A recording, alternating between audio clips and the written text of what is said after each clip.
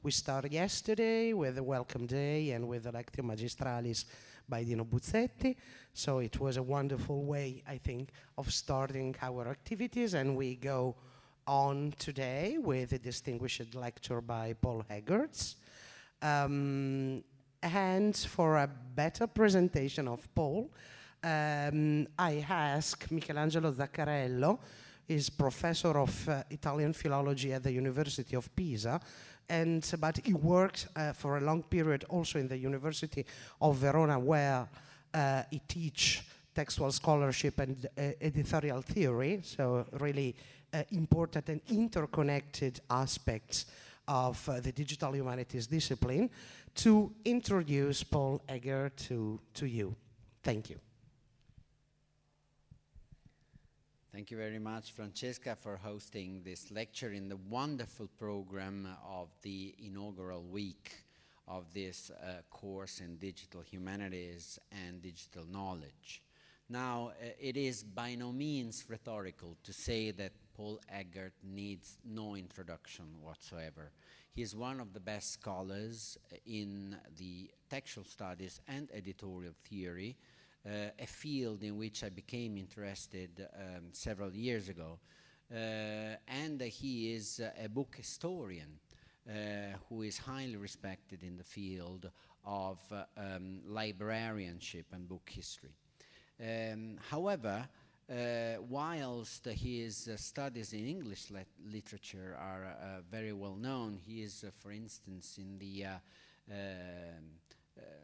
Cambridge University Press edition of D.H. Lawrence. His trips to Italy have been largely research-oriented rather than addressed to teach. You have followed the footsteps of D.H. Lawrence in several parts of our country, but it's one of the first occasions that an Italian audience can hear one of his lectures. So without, like I've seen that Francesca has very efficiently reproduced the biography, the short biography that I had assembled.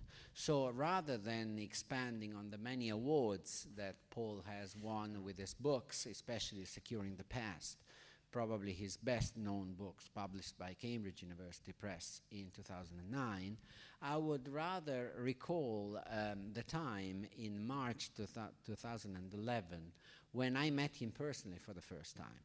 He was awarded the Finneran Prize of the Society of Textual Scholarship, a distinguished society of which he became president the year after, if I remember well. And I was struck by Paul's ability to connect several fields of scholarship and knowledge through common grounds, to common strands of methodology. For example, the idea of conservation as laid out in this book, which was reviewed by Paola Italia on Ecdotica 2009, if someone wants to see, is remarkable because it brings together various issues in, for example, the management of archives, the management of cultural and social reception of text. And when I say text, I deliberately use a term which is in use in music, in architecture, in the fine arts, and of course in literature. So that's why I'm particularly pleased to introduce him today, because I think it's very fitting and very good for a course like yours to accompany the various applied and technical disciplines with a broad theoretical methodological framework, which Paul is, I think, one of the best people that can give. Thank you.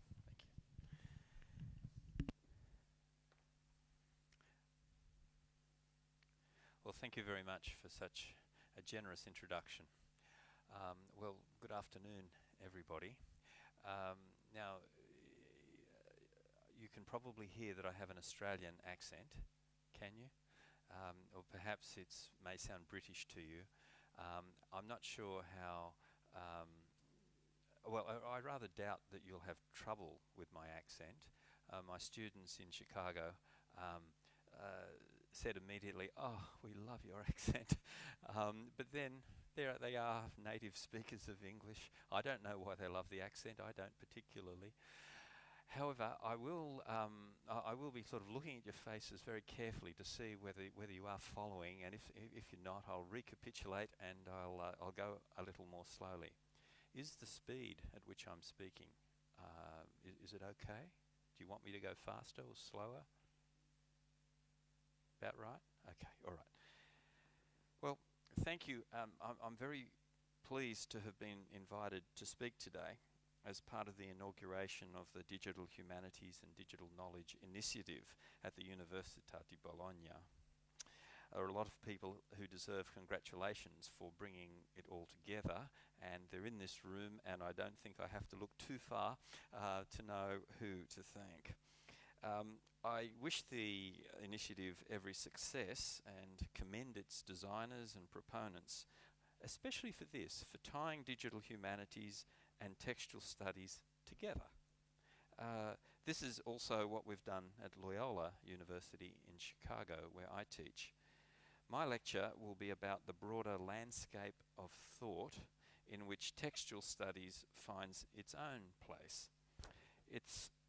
The lecture really is a series of reflections rather than any sort of tightly argued theory, but I hope the reflections will sort of suitably fit the spirit of this celebratory occasion.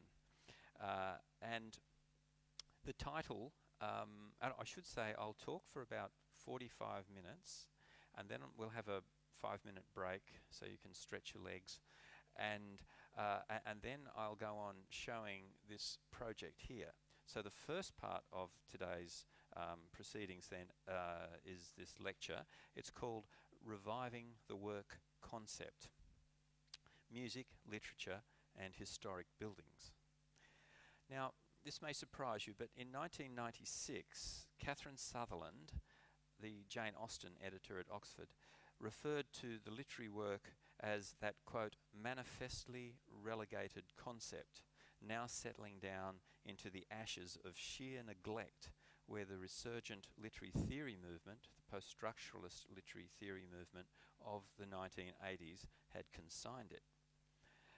By 2003, Catherine Hales could refer to, quote, the straitjacket of a work possessing an immaterial essence that is the goal of textual criticism, to identify and stabilize. Now, the straitjacket of this work concept, a manifestly relegated concept, I think these have peculiar ramifications in the Anglophone theory and particularly literary theory world, and it may seem a little strange to you, given that that your tradition is much more philological than the Anglo-American tradition is. I've been talking about this at some very great length to students at the University of Verona during this week, and have been learning greatly about the differences in preconception. But nevertheless, whether or not the notion of l'opera as opposed to lavorare, to work with the hand, whether or not in Italian one's thinking parallels that in English, because in English the work, opera, is the same word as to work with your hand, lavorare. So English, in a sense, has never separated the two activities, the immaterial essence of the work from the work of the hand, as fully as it's possible to do in Italian or French, l'œuvre and travailler, and similarly it goes on in Spanish, it goes on in all the Scandinavian languages, in Dutch, and even in Russian, the terms are separated. Now, somewhere behind this worry by 1996 that the work concept in English had become completely superseded, had become, as you might say, superannuated. It had been put out to pasture, like cows that are too old and are left to roam in the fields. The work was in was in serious trouble. Now, as usual, the cause is Michel Foucault, who had said much earlier in the 70s, aiming his remarks at philologists, at scholarly editors, he said, "A theory of the work does not exist, and the empirical task of those who naively undertake the editing of works often suffers in the absence of such a theory." In other words, philologists engaged in the preparation of critical editions in whatever language, he was saying, are acting empirically, but they have no theoretical background or justification for the very thing that they're serving, that is the notion of the work, whose text they're trying to establish. Yet for all of that, for that it seems consensus that had been growing from Foucault, at least in the Anglophone world, the work concept has not died. Now I'm going to give you an anecdote which I hope you'll enjoy. And the anecdote shows that the work concept has not died. And it allows me to point the way towards an explanation that is broader than merely the literary. The anecdote concerns a series of concerts that I attended in May 2010 as part of the 16th Canberra International Music Festival. In the festival's early years, the focus was on chamber music, but afterwards it broadened to include classical, jazz, contemporary and world music. The title of the festival, International Music Festival, makes it sound grander than it was. The organisers were, in fact, working from little more than a shoestring budget, as so many adventurous cultural festivals do. Some remarks I heard by the Australian composer, the late Peter Sculthorpe, who was composer laureate for that festival in 2010, set me thinking. Although he was in his 80s, Sculthorpe was present along with composers Elena Katz-Chernin, Ross Edwards and Larry Sitsky when their compositions were being played at the festival. Edwards performed in one of his, and Sculthorpe acted as narrator-introducer on stage for a concert devoted to some of his compositions and to the Spanish music that had inspired him.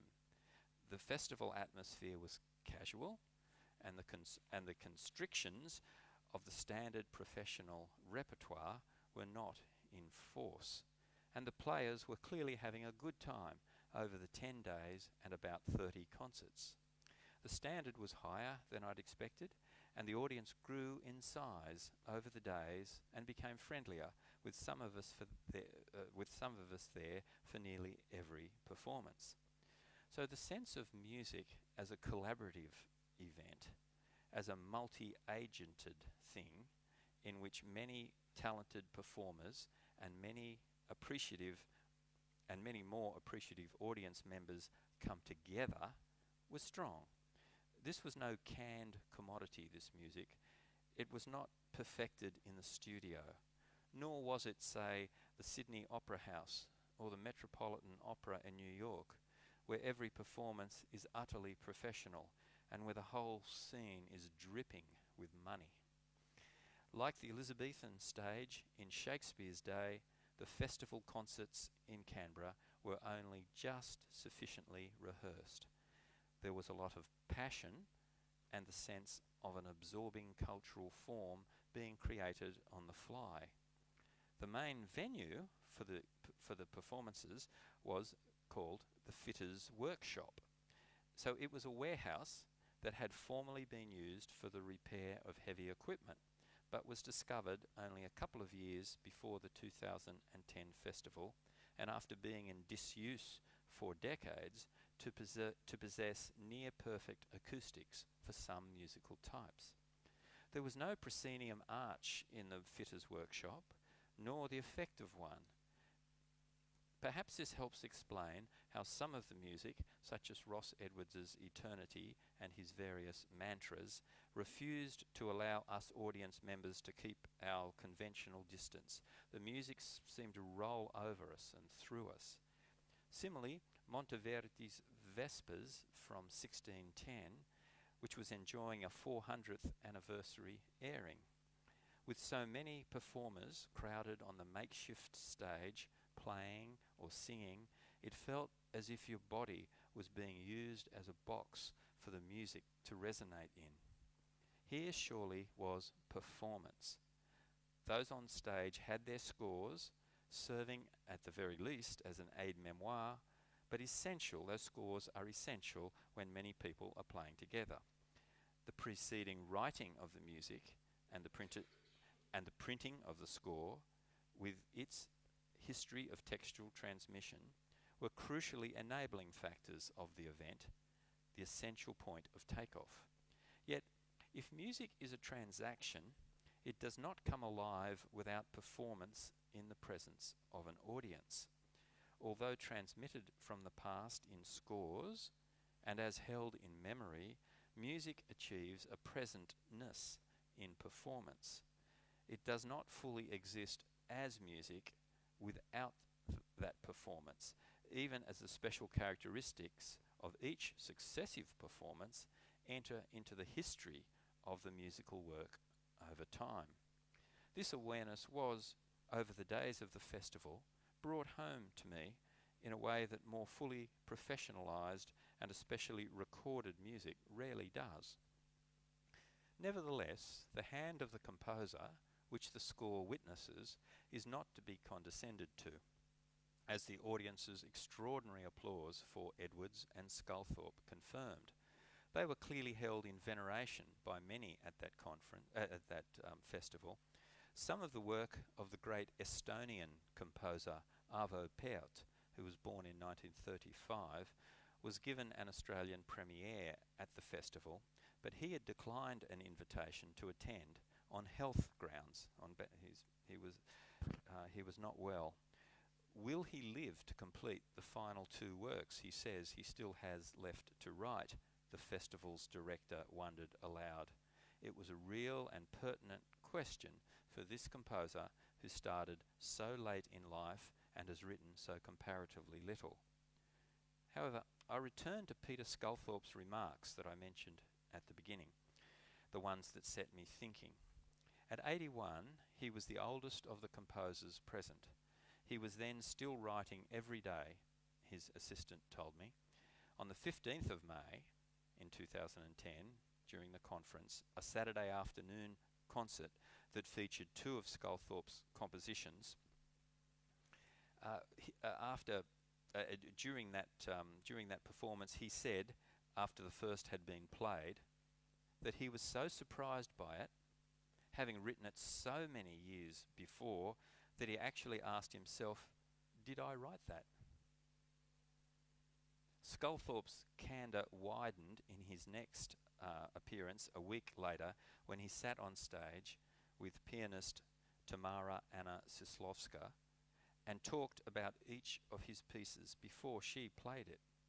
At one stage, he began to explain the origins of a piece, his Little Passacaglia, I think it was, then stopped and asked Sislovska to let him use the piano to demonstrate the slightly offbeat chord around which he had designed the piece.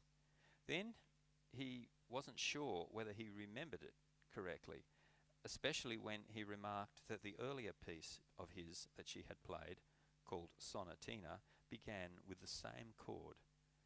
No, she said, firmly but correctly, it doesn't. Just as an awkward embarrassment was descending, it turned out that Sculthorpe felt at ease in being wrong about his own music. We audience members, I think, on that day, loved him for it because, as we knew, it was our music too. On that chilly late autumn afternoon, as the sun shone through the huge windows of the fitter's workshop by Canberra's lake. The literary and editorial conundrum that Sculthorpe's words brought irresistibly to my mind was, of course, the traditional one. Whether the writer of a work, whether musical or literary, is an acceptable arbiter of its meaning. Well, clearly there were some doubts about this composer in 2010. Whether the writer's intentions about the work are the crucial matter, or whether the work is instead an objective thing. This is the American post-war new critical position, that it is to be treated as an objective thing, not identifiable with any intention on the part of the writer towards it, or towards any documentary form of it. Or finally, whether and to what extent the work ought to be identified with the reader's experience of reading the document, or taking part in the performance, or listening to the performance. So where is the work in all of these questions about its existence? What is the work? So these usual distinctions that were brought to mind were rendered unclear to me by my participation in that festival in 2010. For me, the sense that music is the composer's, or is objectively itself over and apart from the composer, that sense was resigned for a broader acceptance of the collaborative culture that music feeds off and creates. Now, legally, of course, the composer's creative efforts merit and receive copyright protection. Without those efforts, there is nothing to be performed. They are the sine qua non. But culturally, the musical work, to use that term, embraces not only the resulting score that the writer produces, but for me, during that festival, the musical work embraces also those parties concerned in the event of performance and in the responses elicited from the performance in people like me. The local community nature of that festival only drew attention in a more palpable way than usual to the continuity from composer to score to performance to performers to audience. As an event, all parties and responses seemed properly and obviously part of it. So how then, I have since wondered, does that awareness of mine square with more formal accounts of the status of the musical work as given by philosophers, by aesthetic philosophers, and also by musicologists? The more recent ones, writing during and after the 1980s, have a problem with the concept of the work, of course reflecting my opening quotations. This problem might be called the Beethoven effect, and I'll get back to that term in a little while to explain it. In any case, those musicologists and aesthetic philosophers were not alone. It was their own inflection for music of what was a broader sense of crisis in accepted paradigms of knowledge and methodology that in the 1980s hit a number of the historically oriented disciplines and practices.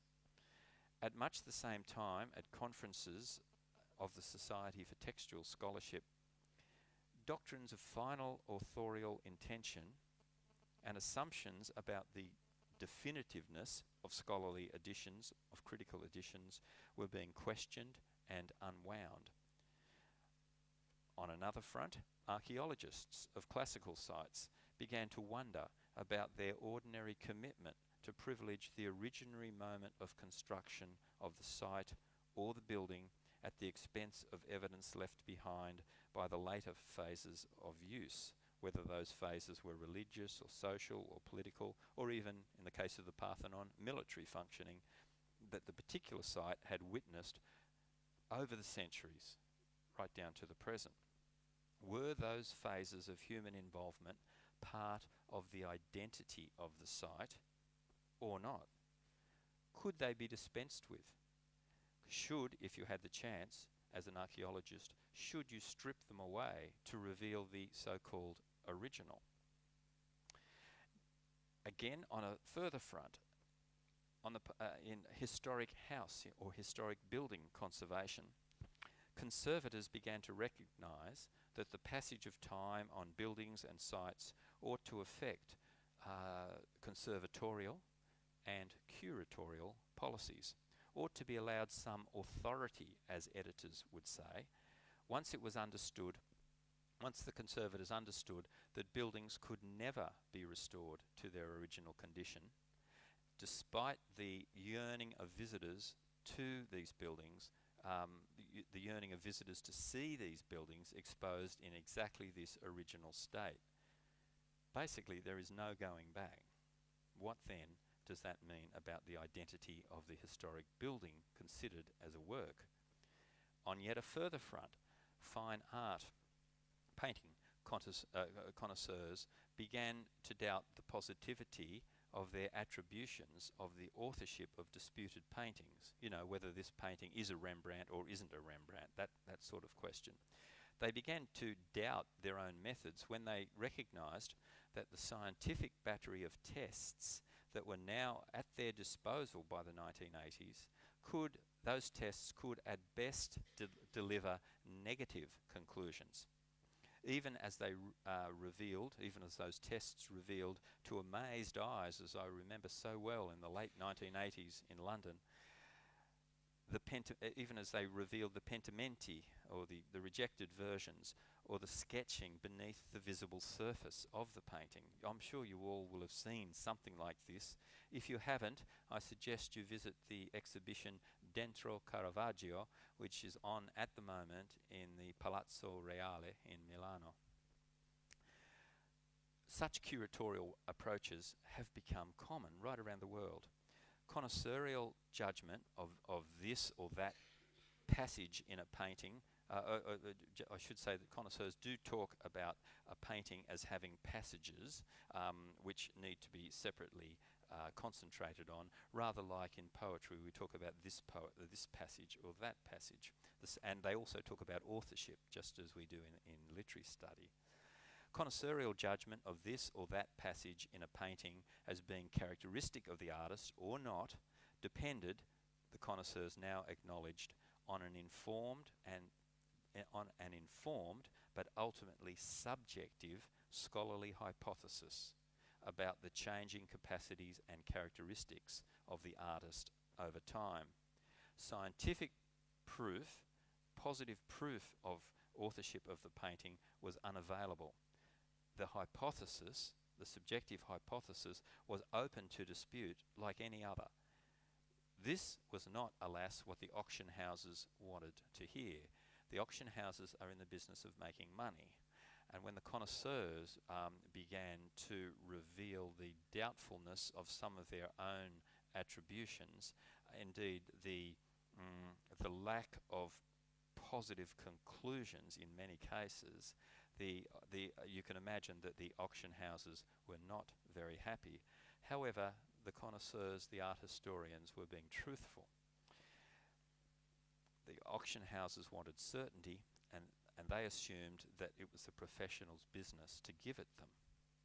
Now, a lot of these examples you may be starting to guess are circling back around the notion of the work and our part in it.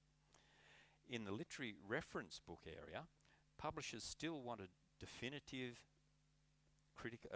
their term, definitive, critical editions in big flagship series because they were prestigious titles and they were saleable to a higher education market at high prices. So too did ordinary literary critics. For them, it was the scholarly editor's business to give them a reliable foundation so that they could do their literary critical interpretation. They did not necessarily welcome editors, scholarly editors, pre-problematizing the works that they were interpreting by exposing their textual foundations. Despite this user requirement, in the 1980s, some scholarly editors of literary works began to concede historical readerships of, say, abridged or bowdlerized, that is censored versions, some authority over the texts they had been exposed to. So in other words, the editors were starting to think, well, actually, if the readership, well, here's an example. D.H. Lawrence, his most famous novel, one of his most famous novels is Sons and Lovers. When I first read it at school, at high school, it was part of the course in English, and I read it again at university.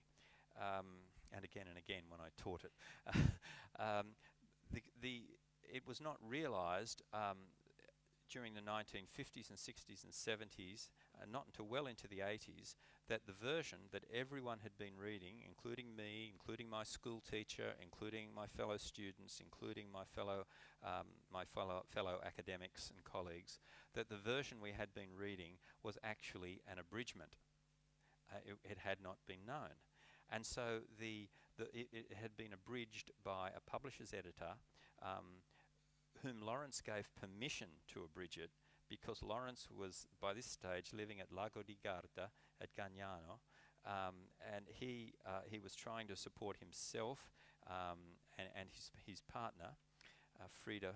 She was still Frieda van Richthofen, and he needed money. And so a publisher in London was prepared to give him money if only the book could be abridged. So what did Lawrence do? He did the inevitable. Yet that publishing editor's abridgment, which was done well, I would have to say, it was done carefully, that was the work that we had been interpreting as Lawrence's work. You can straight away see the problem. Now, that's why some scholarly editors began to say that historical readerships have got some rights in the work, because after all, like I said at the music festival, where I felt as if I and the other members of the audience were part of the performance, were part of the musical work. In relation to Sons and Lovers, I and everyone else had been reading A Sons and Lovers, which we had spent a lot of time interpreting and talking about in class, and literary critics had been writing essays on the basis of that abridgment. And in a way, we all had a right in the abridgment, because we had been the ones that had brought that work into existence in our minds as we read. We had realised the work. So you can see that editors started to think, well, by the 1980s, that maybe actually, when we're talking about textual authority as editors, that we have to start thinking that it's not just the author who has rights in the work, but perhaps the readership has rights in the work. Perhaps we need two versions of Sons and Lovers. So you can start to see how the grounds of a literary work, the grounds of its textual authority or textual source, was starting to shift in the 1980s, just as it was in music.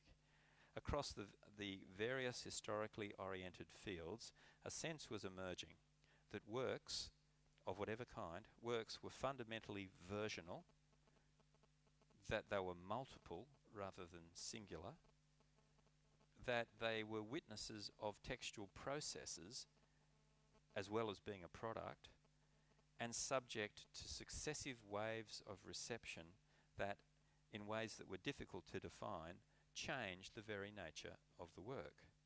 Whereas the process, whether the process or the product was the more worthy to be editorially established or preserved became a moot point.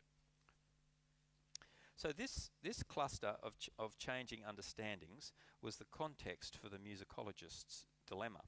It's dealt with at length in an excellent book by Lydia Gurr in her book The Imaginary Museum of Musical Works. She traces the historical emergence of the musical work concept from the late 18th century. I'll get to Beethoven very shortly.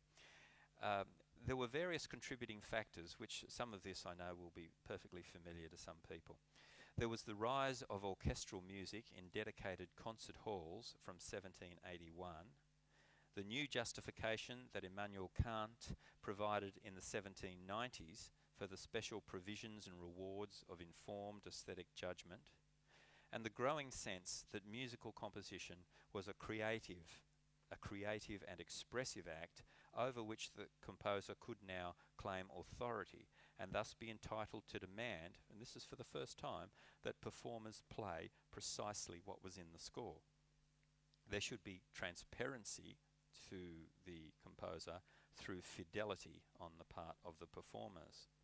There was also a new realization that musical compositions should be original and finished in themselves, rather than, like much early music, be thought of as adaptable material open to repurposing.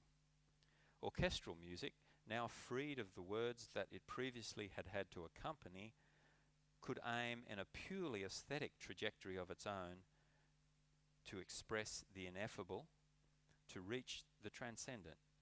Audience members would henceforth listen in silence, although not always in Italy, I understand. In any case, this was the Beethoven effect. All of these beliefs are amply witnessed by contemporary comments in Goethe's survey. Although there would surely have been exceptions to each of those generalizations, the general trend is clear.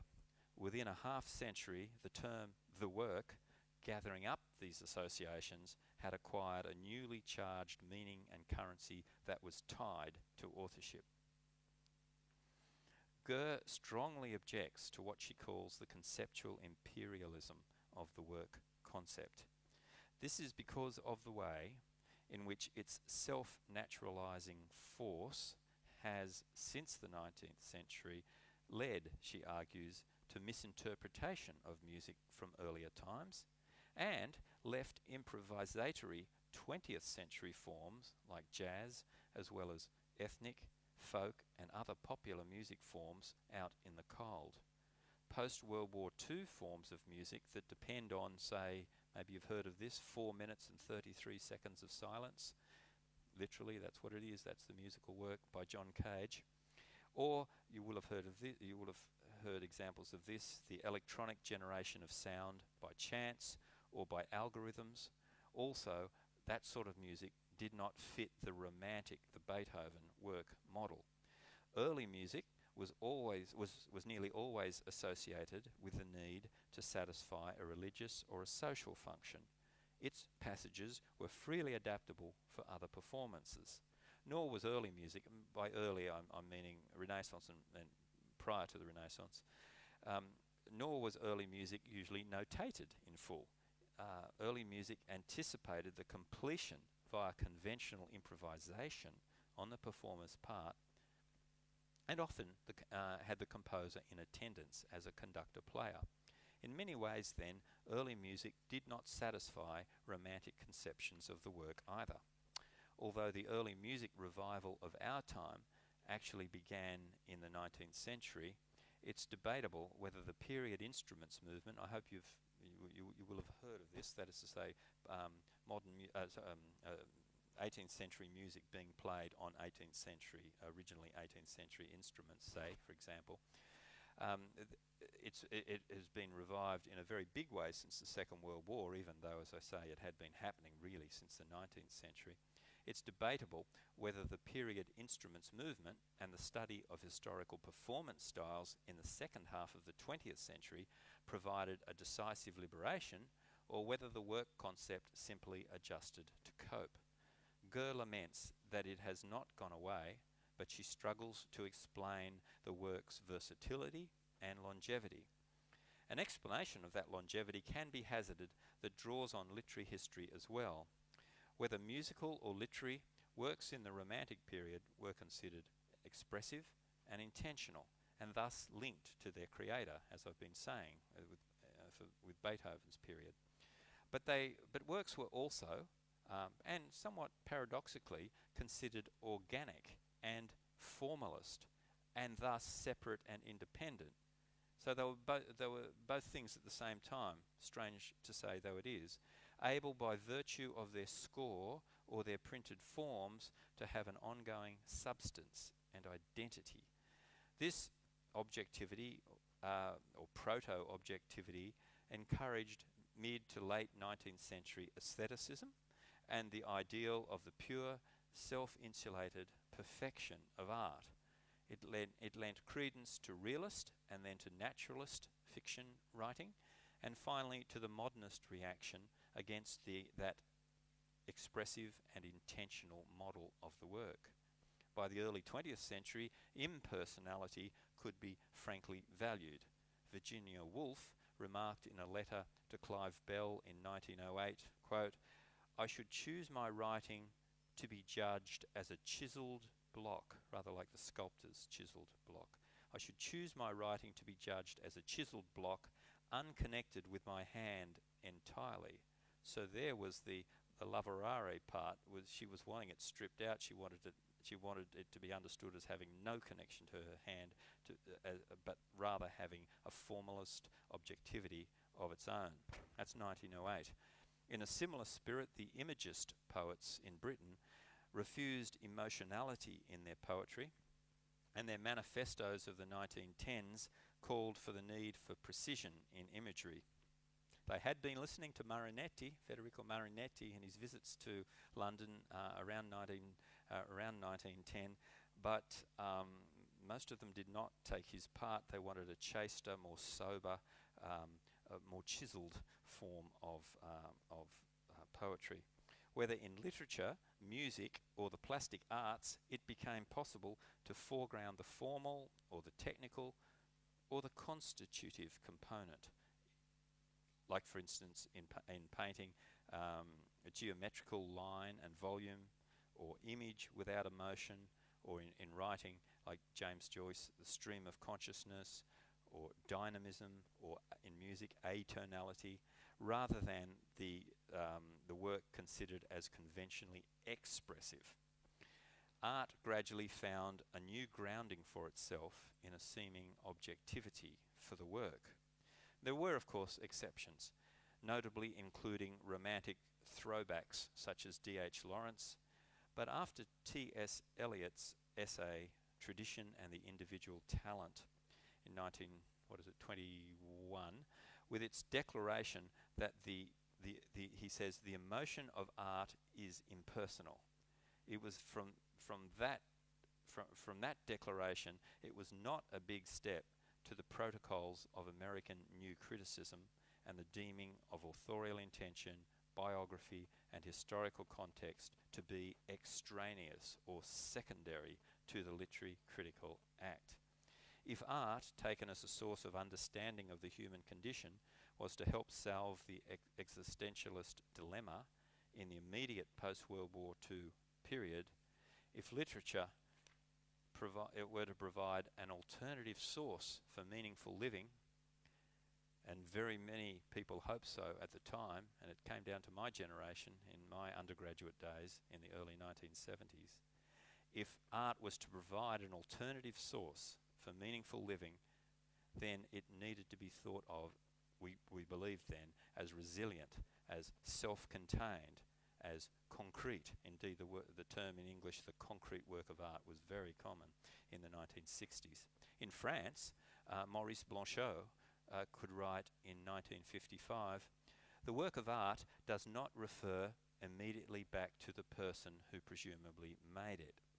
When we know nothing at all about the circumstances that contributed to its production, about the history of its creation, when we do not even know the name of the person who made it possible, it is then that the work comes closest to itself." So that was Maurice Blanchot. Nadia Boulanger, the great teacher, conductor, and pianist, had a related view about the obligation of the performer. The greatest objective, she said, is when the composer disappears, the performer disappears, and there remains only the work. On another front, the page designers at Penguin Books in London in the 1940s had come to a related conclusion about the works they were publishing as they established the familiar Penguin page design that would last for decades. The perfect page design, the assumption was at Penguin Books, the perfect page design is the one that the reader does not see, so that the author's words shine through it unimpeded. So at this cutting edge of practical textuality, the ideals of transparency and fidelity that we were relating to Beethoven and the Romantic period in music, those ideals of transparency and fidelity had made it through.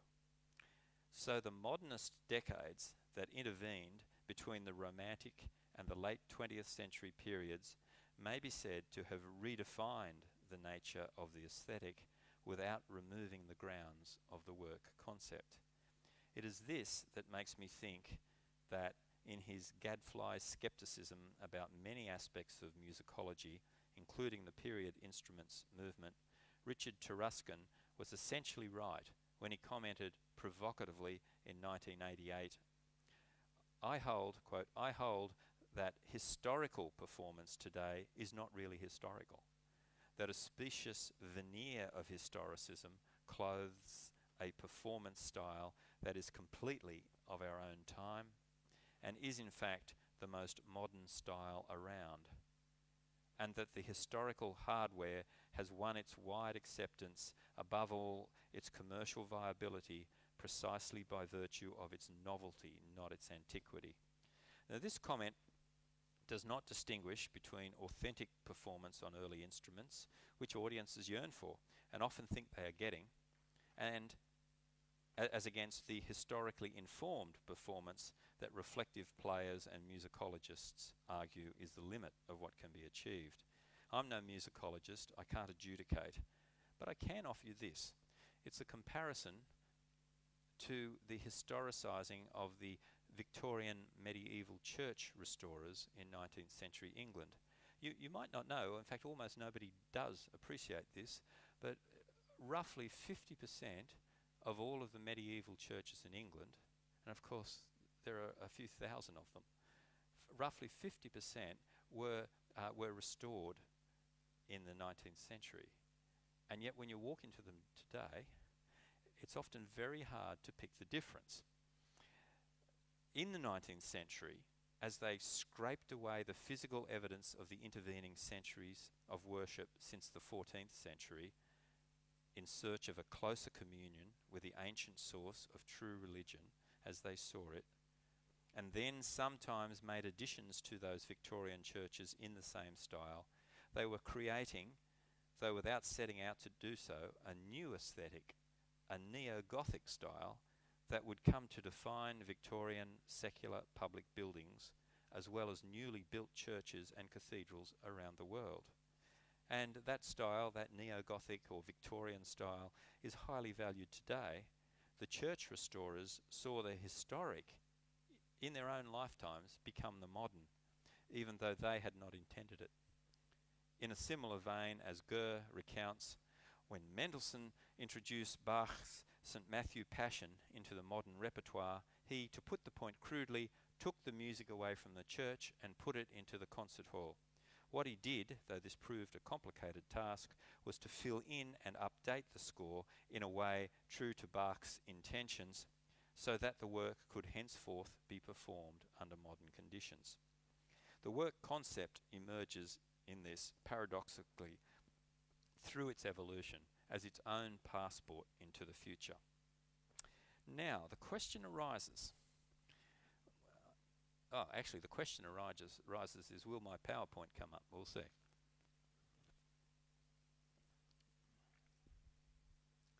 And as we're virtually next door to the Teatro Comunale, yes, it's just here, isn't it? The next thing, well, look at this. Let's see if it's going to work first. Let's get it going. Here we go. So this is not the Teatro Comunale, as you can see, but it's a counterpart in Venice, in Venezia.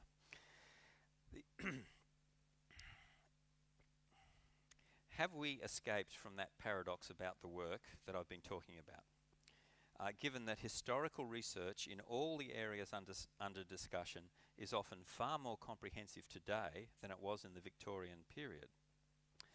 Another parallel helps answer the question. It's the restoration of the famous and well-named Teatro Fenice. Am I getting the pronunciation right? Fenice, grazie. The well-named Teatro Fenice in Venice. It was originally opened in 1792. It was largely destroyed by fire in 1836, but it was soon rebuilt. It was then heavily restored in 1854. A neoclassical style was aimed at. Let's see if we can find a few of these happening. A neoclassical style was aimed at but with elaborate, almost Baroque ornamentation, birds, plants, mythical figures, putti and arabesques carved or painted onto walls. It's a little hard to see from these images, but I think you'll... Oh, there you are. Birds, plants, mythical figures, putti and arabesques carved or painted onto the walls, onto the ceiling, and in the fronts of audience boxes. This was a theatre, after all, and it was Venetian. It needed to impress. Unfortunately, it burnt down once again in 1996, this time the victim of arson. As had been the case for the bell tower in St. Mark's Square in Venice that was rebuilt in 1912 after the original tower of 1514 collapsed, the official response of the City Council of Venice was unanimous. It would be rebuilt as it was, where it was. That this demand should have been unhesitatingly repeated in 1996 and popularly supported is not surprising, given how central to the musical life of the city the Gran Teatro La Fenice had been for more than 200 years. The people did not want to be cheated by fate in this inglorious way. This is the city of Vivaldi and Albinoni. Verdi's Rigoletto had its premiere there in 1851 and La Traviata in 1853. The decision to undertake a historically based reconstruction, while incorporating as many fragments of the original fabric as had been spared from the fire, led to a flowering of old forms of craftsmanship as the various workers acquired the skills to perfect the intricate details of sculptuary, wall and ceiling ornamentation, and gilding, such as you saw in the earlier photographs. There, gilding. Layers of gold leaf over plaster, over plaster or wooden sculptures. This was done on the basis. All of this work was done on the basis. Well, of what? How do you restore a building that has collapsed? That has mainly collapsed. There were many photographs that had been taken since the 19th century of almost all of the building, but they were not systematic. Nor did most of them give colour registration. Mostly they were not in colour, and even if they were, the colour registration of the existing photograph might have deteriorated. So in other words, interpretation was needed at every step, and as one of the participants commented, there were inevitably, he said, 1,000 minor betrayals. 1,000 minor betrayals. The tradespeople who worked at La Fenice on the restoration worked under the whip of a tight project management, having to meet an unchangeable deadline for the reopening of the theatre. The painters, for instance, had to adopt a different technique from their forebears. The ceiling had entirely collapsed. Guided by photographs and by computer modelling, and in the process coming to grips with how their forebears had elaborated basic decorative motifs to suit the available shapes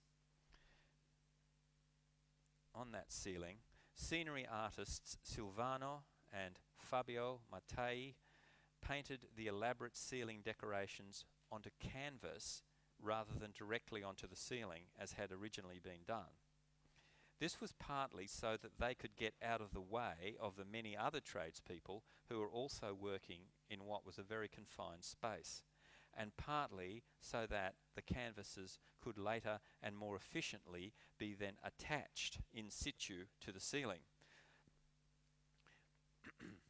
Also, they used canvas because the painting could be more efficiently and quickly done using water-based paints and glues. But this meant, in turn, that they had to use also acrylic paints instead of the ground colours, I'm quoting now, instead of the ground colours traditionally used by decorators who painted directly onto the plaster or in fresco. Now, when you stand there in this museum, in this theatre, as I did in September 2012, the effect you know, given that this is supposed to be, again, an historic building, the effect is of a scenery that is so painfully fresh that it feels like it was painted yesterday. Certainly not in the 19th century. Again, although some of the gilding around the theatre was deliberately scuffed so that it would appear, scratched so that it would appear aged, the painters themselves concluded with authority, everything that is reborn new, definitely not old. It is hard to argue with them. In addition, the non-public parts of the theatre were not slavishly renewed in historical style. New technologies and safety standards needed to be respected, and new rehearsal spaces had to be introduced. Such compromises are in fact inevitable in modern reconstructions, but nevertheless the change in styles can be disconcerting. The theatre's new decorations, of course, will gain a patina over the coming decades, but not in quite the same way, nor from the same starting point that the old theatre would have done. In 100 years' time, trained eyes, expert eyes, will doubtless see, betrayed by its own material conditions of workmanship, they will doubtless see a late 20th century renewal pretending to be a 19th century theatre. The councils of Venice, the councils desired where it was perfectly feasible for this reconstruction, but the councils desired as it was not. The present, you see, always leaves its mark. Restoration, or the reconstructed performance style, or the newly established reading text in a critical edition, is in each case an intervention that projects a past that it seeks to recreate or to approximate or to establish in the case of a reading text of a literary work from the past. But in each of those professional disciplines, it does so in a situation where failure to recreate that past perfectly is inescapable. The past itself can never be brought back, whether architecturally, through conservation or restoration, through musical or editorial means. This is because the past, obviously, is always in the past, whereas these historically oriented activities have the hand of the present on them. They take place in a present and are justified in terms that make sense to an audience of that present.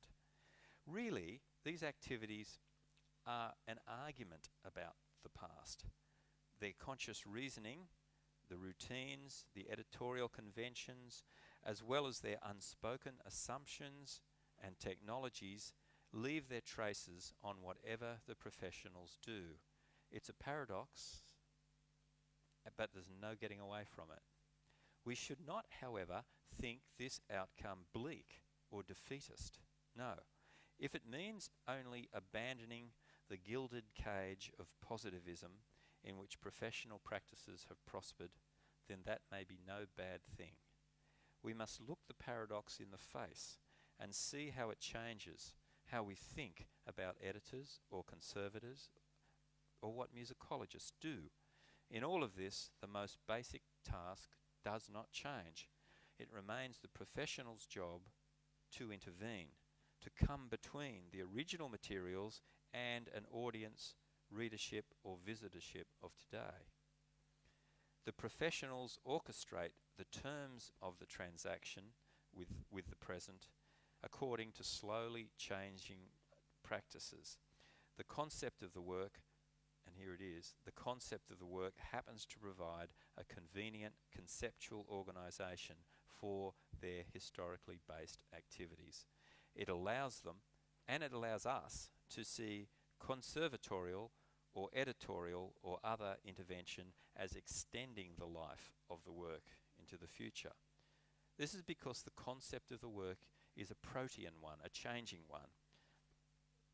The utility of that concept, the usefulness of that concept saves it, and its capacity to absorb not just the production dimension of a work, but also the reception dimension of a work gives us all a stake in it, just as I felt during that music festival in 2010. We do have a stake in the work. It is ours. It's not only ours, but it is ours. It will not go away, despite the work concept will not go away, despite Goethe's anxiety about its conceptual imperialism. Actually, a term that's starting to sound old-fashioned now. My conclusion coincides then with Goethe's, that is, that the literary work concept has not died, but without her sadness. And it makes us focus on the consequential question that also will not go away. What, then, is a work? How can we define it? And will our definition guide editors, scholarly editors, as they turn increasingly to the pragmatics of preparing scholarly editions for the digital medium? Now you begin to see where I'm heading with all of these computers in front of you. But this is the trajectory. First of all, I want to run you through some possible definitions of the work. They're traditional ones from the analytical tradition for an ontology of the work. There is the old Platonic view, works are permanent entities, distinct from their documentary embodiments of performance, and that the writer therefore discovers them rather than creates them. So they're permanent, they're behind the creations. There is the more nuanced form of the Platonic view, which says that works are structural types, distinct from but dependent on the creation in the empirical world of tokens of them, such as performances or manuscripts are tokens of the work that they perform. There is the Aristotelian view that allows works the condition of structural essences, but confines their substance to their performances, so that the work is only in the performance. There is the nominalist view that sees the musical and literary work only as a projection, that is, that the work is only a naming or a descriptive referencing device transferred from the work's embodiments in real-world manuscripts, score copies, and performances. The aesthetic philosopher, well-known one, Nelson Goodman, whose name often crops up in editorial theory, is a nominalist by virtue of his argument that musical works are classes of performance, perfectly compliant with their scores. So he is not committed to the belief that works are distinct and abstract entities, sort of above it all, with an ongoing existence. Finally, there is the idealist view that comes from R.G. Collingwood in the 1930s, and before him from Benedetto Croce in the 1920s. Here, the work is considered to be the idea or ideas in the mind of its creator, rather than any real-world instancing of them. Now, in the Anglo-American tradition of scholarly editing post the Second World War, after the Second World War, G. Thomas Tanzell was regularly accused by younger editorial theorists and others in the 1990s of being a simple-minded Platonist. He isn't.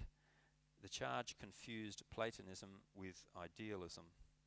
Tanzell's central distinction is between the text of the work and the text of the document. So documents obviously can have texts. We see them. I'm looking at one. But what is the text of the work behind this document that I've got in my hand? Is there a better version of it somewhere in my head?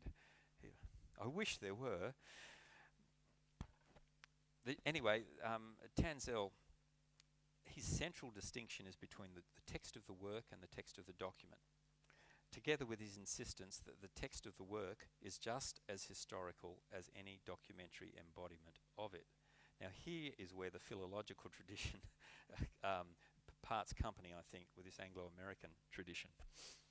By this subtle move, Tanzell says that the text of the work is retrievable. Even though it's not exactly represented in any document, the text of the work is retrievable, he maintains, by critical means, particularly if there is more than one version of the work in many documents. Through the comparison, one can start to get a grip and an understanding that would allow one to amend the text of any one of the documents to make it better represent what he calls the text of the work. By this subtle move, Tanzel shifted the focus from the creator's mind, which would have made him an idealist, to the text of the work. The trouble is that because judgment of authorial intention is fundamental to establishing that historical text of the work, Tanzel's argument loops him back to the 1930s idealism, that is, of Collingwood and Benedetto Croce, of which his position may be seen to be a sophistication or adaptation. Another problem with Tanzel's position is that it consigns the work into a category of its own, because if it's not the same as the text of any document, well then, like, where is it? The text of the work inhabits a category of its own. He needs to argue, he must argue, over and apart from any document and over apart from any readings of it, despite the fact that empirically, that historically, reading is part of every phase and stage of a work's creation, production, and in our reception. Thus, his text of the work must be seen as an ideal one, posited in the present, not, as he claims, a historical text. Once we accept that the past is always a projection, that there is no way of being there, then the fact that a historical text of the work is so posited need not make us regard Tanzel's approach as illegitimate, but only standing on somewhat different ground to the one he invokes. And I doubt that Tanzel on reflection would disagree. Indeed, he's been most eloquent on the matter of reasoned speculation about the past. Now, I've just got a little bit to go, and I'm taking you over the 45. I have well and truly taken you over the 45 minutes. This last couple of paragraphs is a brief introduction to an argument I've been putting for some time, that the work needs to be seen not in any of the categories that I have been rehearsing, but the work needs to be seen as a regulative idea, This is because, as Eggert puts it, the work concept does not constitute the activities or practice of the literary or musical art, but only regulates them for those participants who already know how the practice is conducted. Now, it seems counterintuitive to say that you can only know what it is when you already practice it, when you're already a part of it. But can we live without anxiety? Because if we can, there are real advances possible. When a literary work is described, you think about this, whenever you've read a novel and you're having a discussion or with a friend, or you're describing it to your mother who wants to know what you're reading, what in fact are you doing? We don't in practice pull down some abiding or higher level reality in order to measure our description against the work. No. What we have available to us is a remembered experience of having read a material document, don't we? Disagreement with our proffered description can be productive. If two of us have read the same work and we're trying to characterize what it is that we read, sure, we go into our memory of that experience of the reading. And when we disagree, what do we do but go back to the document just to check that we are actually remembering correctly, or to check that our friend with whom we're discussing it is remembering correctly? And doesn't it give us pleasure when the friend is misremembering and that we've got it right? Further elaborated and sophisticated, this game that I've just been describing is called literary criticism. Our sense of the ongoing, even pseudo-objective existence of the work we are discussing arises from our shared projection of a regulating idea of it that will contain and will police the boundaries of relevance. This, I believe, is what the literary workhood, as we might call it, is based on.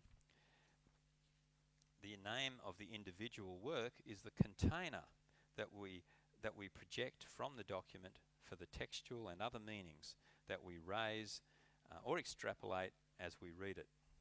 The cultural conversation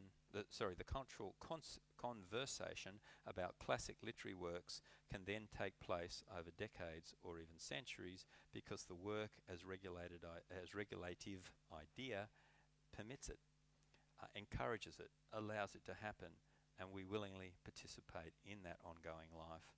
So if such is the case, if that argument stands, then the work is probably better understood not ontologically, whether as Platonist, idealist or so on, but as phenomenologically. That is, with emphasis put on the role of readers in the functioning of the work. Now the work concept does not stay still. It itself changes over time, a process that we can expect to see continue. Its historical formation was centred on ideas of creative self-expression, as we saw, fidelity to score, and formal self-sufficiency. But its continuity of function and conceptual openness have been allowing it since the 1980s to absorb changing assumptions about authorship and ideal singleness of text. Over the last 30 years at editorial conferences, both of these assumptions have been broadening. Positivism has given way so that our sense of the work may be said to have regathered a semblance of its pre-Beethoven, its pre-1780 form. The romantic heightening of authorship has been somewhat deflated, and the essentializing of the work partially unwound into something closer, we fondly hope, to what happens in the real world. So that's the end of this part of the lecture, and so if you'd like to have a little break now, then I'll come back, then we'll come back and I'll take you through this project, which actually is an attempt to put into action this understanding of the work and of versions, because I had all sorts of problems, as you'll see, and the work version, that traditional but untheorized cluster of ideas, theorized now, or theorized to some extent as I've tried to do, helped undergird the methodology of this project. Good. Thank you. Thank you. I'm just going to start you off with a little video, which is a display of the machinery, the mechanics behind this critical, what I'm calling a critical archive of an Australian romantic poet from the 19th century called Charles Harper. I'll just start you off, and then I'll talk along the way. Can you all hear me still? Can you all hear me? Yeah? Good. Just watch the face.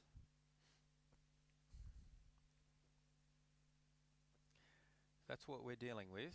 24 manuscript volumes, 5,000 pages. Actually, 800, it should be 909. That's what we're up to in newspapers.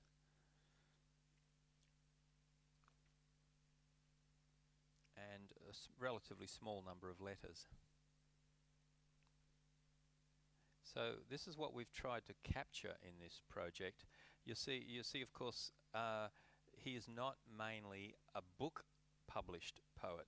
In the 19th century in New South Wales, you remember at the beginning of the 19th century, European, mostly British colonists had come to the Australian colonies. It was a convict colony to begin with. The number of people, of potential readers of poetry, was minuscule, and there was no publishing industry other than for newspapers and magazines. As a result, Harper could only publish in newspapers and magazines. By and large, there were exceptions. Now, this slide is prepared by Desmond Schmidt. Is an explanation, or rather a kind of worrying thing. If you've been thinking about XML and TEI, this is kind of worrying. That's the number of, these are tags by developers who are talking to one another and getting hints from one another. They tag their inquiries, and this Stack Overflow graph is showing where most of the queries from developers have been happening since 2008. Alas for us in the humanities, XML has been going down and down, whereas HTML and the CSS, the cascading style sheets associated with HTML, have been increasing. HTML's gone slightly backwards, but not much. And you can see JavaScript and Android are doing very well indeed. So if we as a community are going to go on using XML, we have got some problems in front of us. Now this is a poem that has 5 versions, and this, by the way, you're looking at a canned video. This is not something I'm doing on the fly. This is a series of GIF files within a video. So, all right. So there are the dates, and there are the images for 5 of them. This is one of them in manuscript. These are the steps that we take. So this is the human worker does this, and then a variant graph is built on the computer. If you've seen one of these before, you'll understand it, but just basically look at the little numbers, and you can see wherever the text changes, off goes the word into a loop above or below the line, and when the text comes back identically, you come back to the line. So it's decided that there are 4 different layers of revision on that blue manuscript you saw, and now they've all been recorded and they've all been collapsed into one document called an MVD, or a multivariant document. Because everything is in the one document, comparison is a lot easier. Annotating across all of the versions at once becomes a lot easier, and searching will become a lot easier when we figured out quite how to do it. This project has been going on now for a few years. Desmond Schmidt has been the chief programmer for this in Brisbane, in Queensland, in Australia.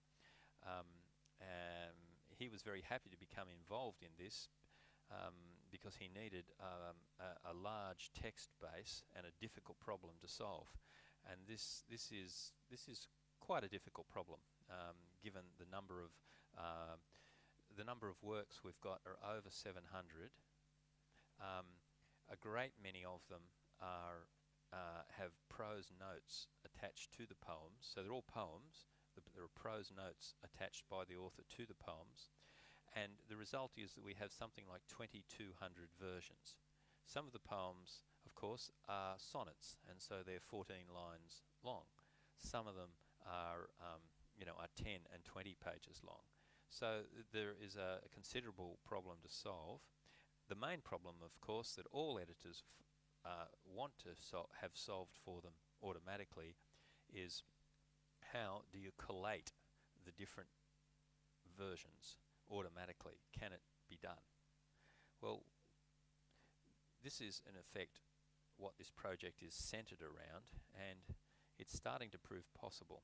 So here we go, recording layers. So here you've got another poem, Be Patient with a Fool. And so basically, this is just a mock-up for you to see the idea of layers. Layers are basically the differences or the variants in any one single document. So you can have a different version in a different document, but within the one document you might have several layers you will have several layers at any particular point where the author has deleted or added. So here we go, scanning transcription for XML patterns. This is how that variant graph is established. Transcription's loaded, you scan for patterns, save the patterns. Then there's a checking process that goes on. So we're breaking it out, this poem, into layer 1, layer 2 and layer final. That's just a particular example. It doesn't really matter which one it is. This is all going on behind the scenes, of course. I'm bringing this to your attention only so that you can see what's happening. The user doesn't see this happening. I'm going to show you what the user sees in a second, but I thought you'd want to see the hard stuff. Maybe you don't, but there it is. So the versions and the layers have been merged into the one MVD for that poem.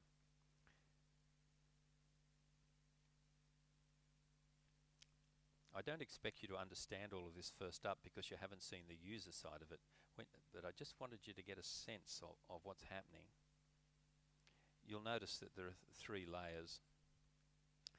Now, the other interesting thing about using this approach is that you don't need to use TEI.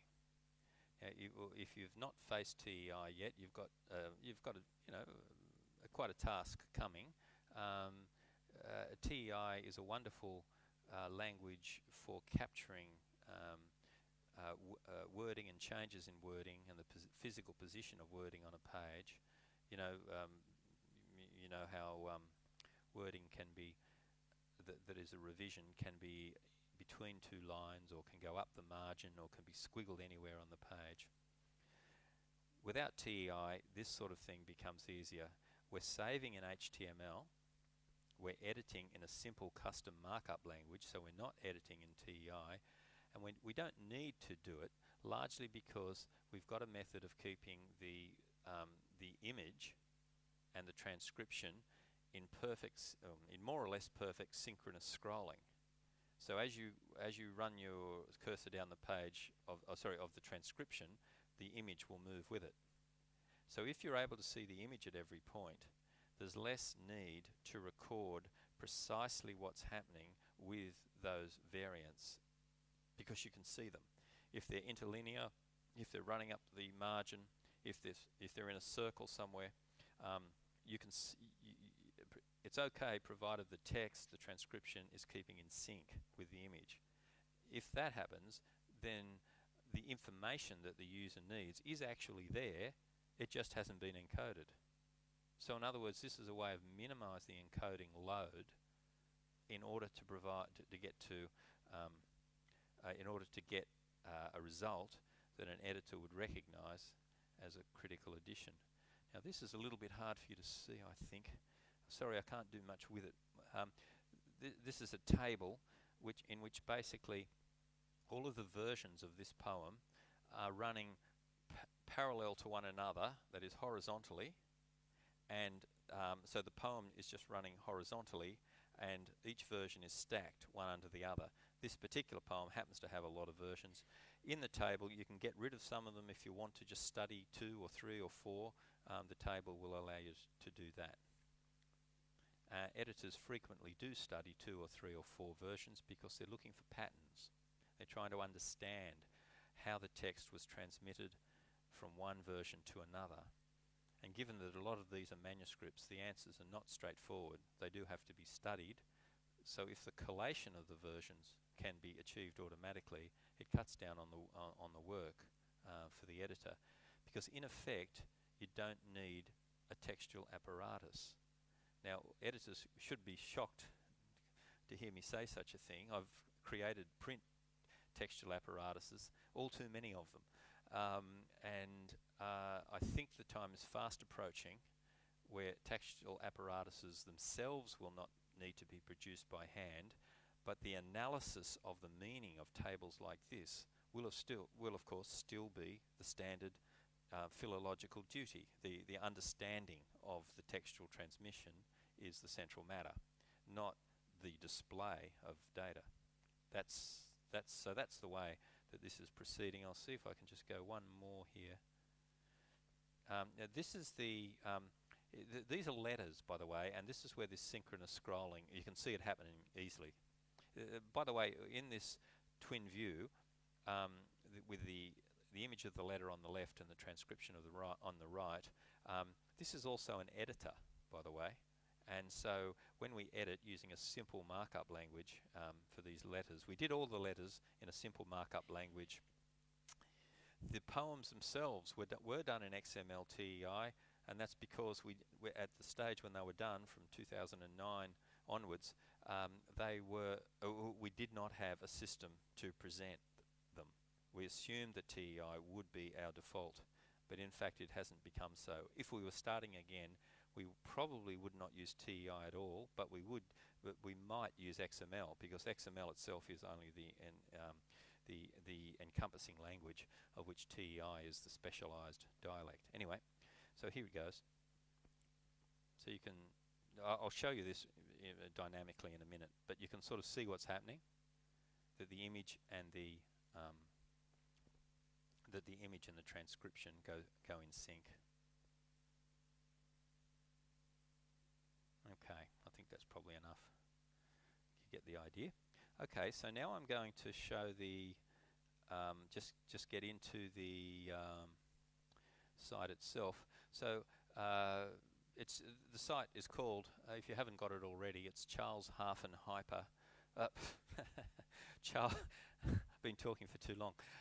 Charles-Harper.org, and Harper is spelt with a UR on the end rather than the usual ER.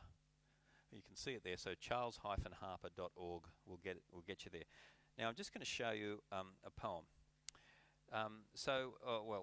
We start on the home page. There's the beard. That's all the home page has got. There's some introductory material there which we're still working on.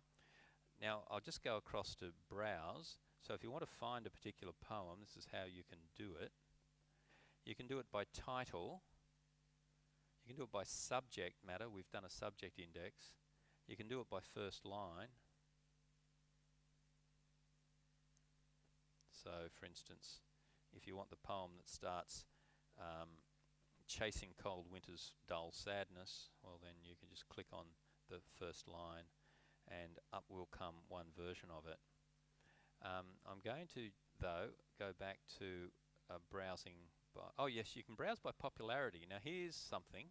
Now I bet it's really, really instinctive now to almost everyone in this room, including people of my age, to understand what 4 and 5 stars mean on websites.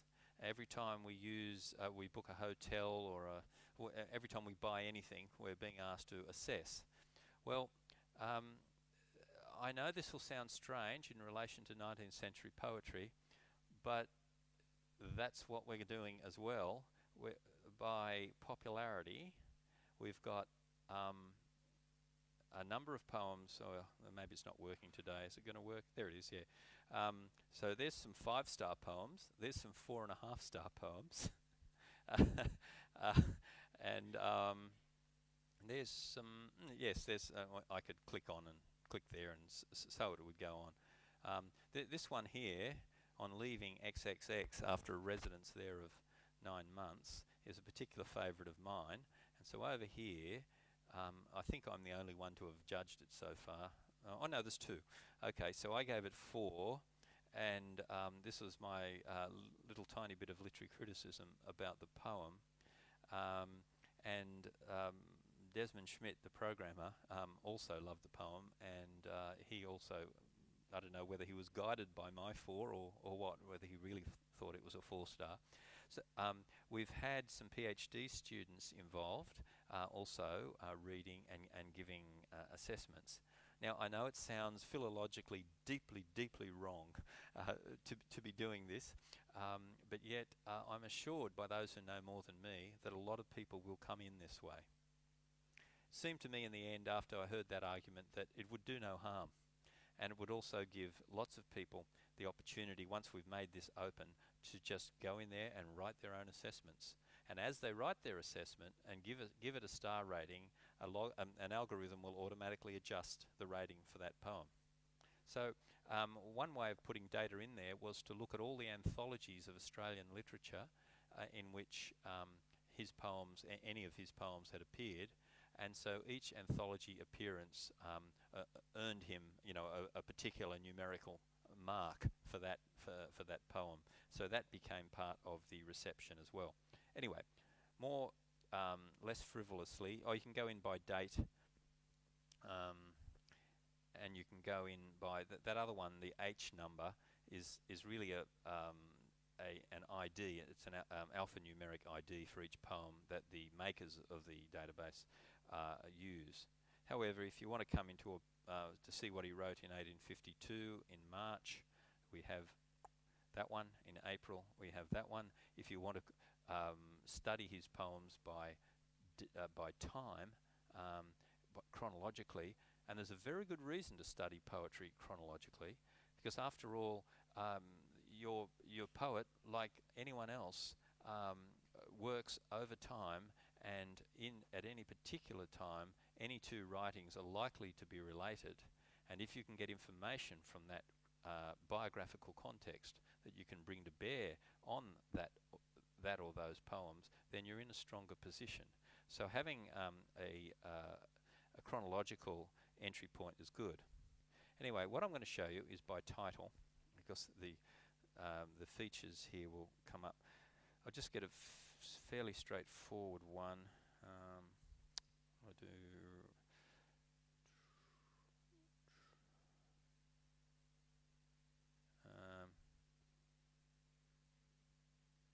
Here we are.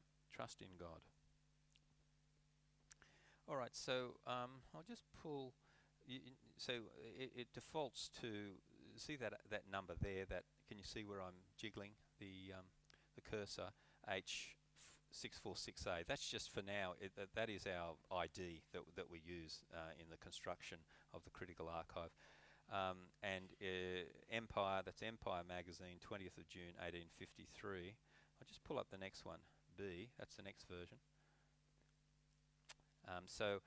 This is in a manuscript that is called A98-1 at the Mitchell Library in Sydney. That's its approximate date.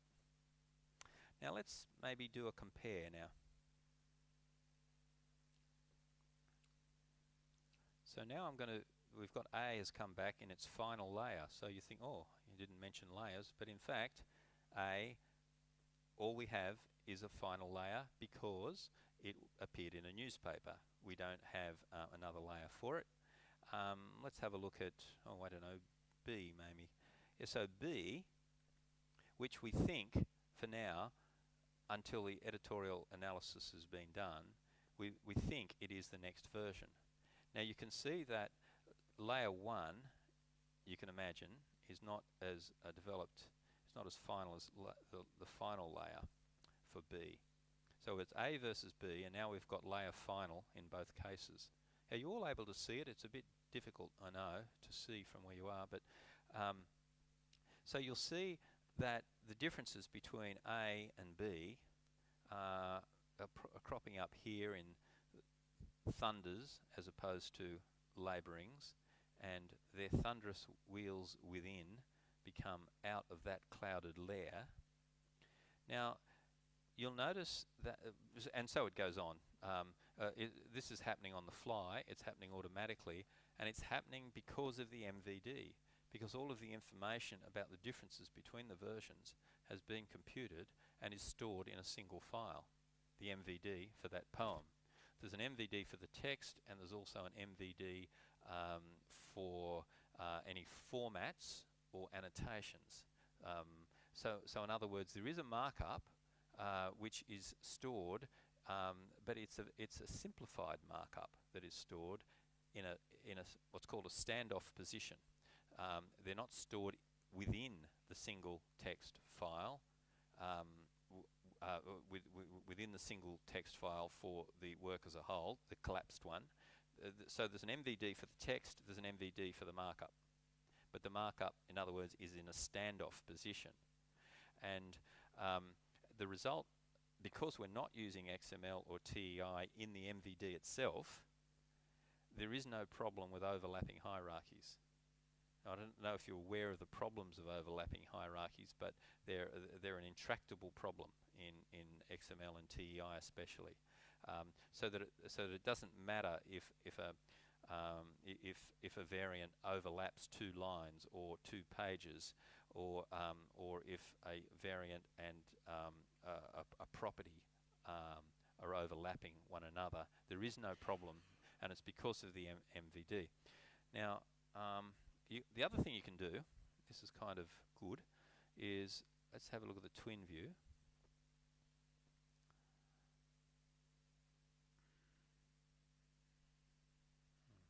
Actually, something's gone wrong there. Let's just try. I'll go back and just pick up the right one here.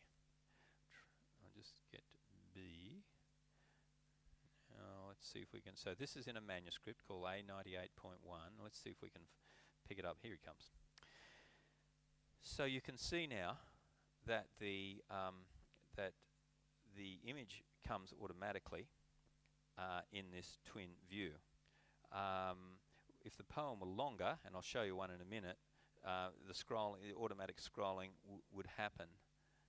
You can see also that there is now, as I run the cursor over the image, that there is a magnifying capacity happening. There should just there. So you can get in closer if you need to. I'll see that. Okay. The next thing I want to show you is this table. This table view. There we are. So this is the same poem, and you can see all of the version IDs are down the left-hand column, and there's some of this metadata, effectively titles and any sort of notation that is actually written on the facsimile document in that first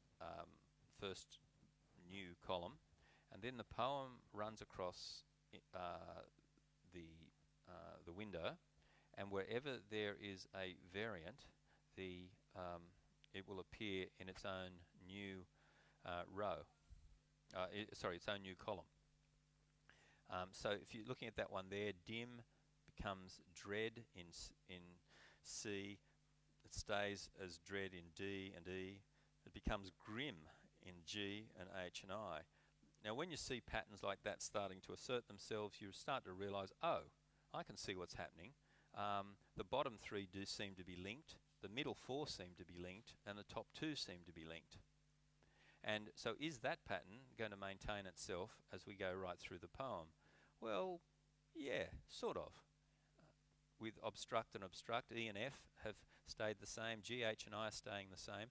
So far I haven't got any reason as an editor to dispute the relationship of A to B to C to D to E. Because after all, when these were being transcribed, an archivist was making an initial guess at the transmissional history. And so the editor has to come back and confirm it. So you can sort of see what's happening, I think. There, look, there, thunderous wheels within the at. Now, you're probably starting to realise that this program picks up collation. It collates variants at the level of the character or at the level of the punctuation mark, so that every time there is a variant in any of those, right down to those tiniest little details, you get a new column. That column is introduced as this readout from the MVD is being processed. And so now it looks like B is starting to misbehave. See, we've got A and C all the way down there are keeping sync with one another more or less. A is misbehaving a bit there with which, and B just seems to stop altogether. So C, from C onwards, it looks quite consistent, but B, oh I see, B is picking up again here. So now we've got a little problem on our hands. How are we to explain this, this jump? Well, okay, that's the sort of problems editors have to deal with. Editors have to look at the evidence and try and then of course look back at the documents themselves, and then maybe go back to the twin view or back to the compare views and start really to think about how these patterns came into existence. What was happening? Is it simply a miscopying? Was there an I skip? Or was there a new, did the poem go off in a new dimension, in a new direction in B, that Harper then thought better of and went back to something closer to the first one in C?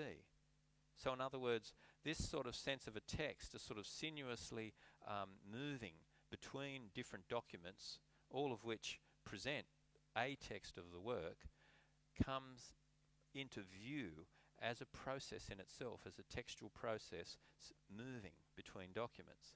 And that's what the table we think will help people to deal with. Now you've noticed, so you can see what's happening, I think. It's similar sort of patterns. This poem's an easy one, by the way, very easy one, which is why I chose it. Some poems are really difficult, and some of them we often have textual fragments where only part of the poem is present, and this really challenges the algorithms. MVD struggles with some of them, but it's getting better, and we're hoping to publish in June next year, when we're fairly sure the problems will be solved. So what you're looking at is really a work in progress. It's not a finished work by any means, but we do at the moment.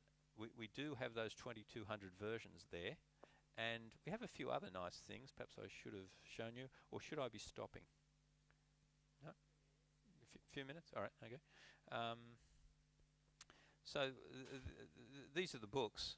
I'm just looking under sources. These are the books of manuscripts in the Mitchell Library.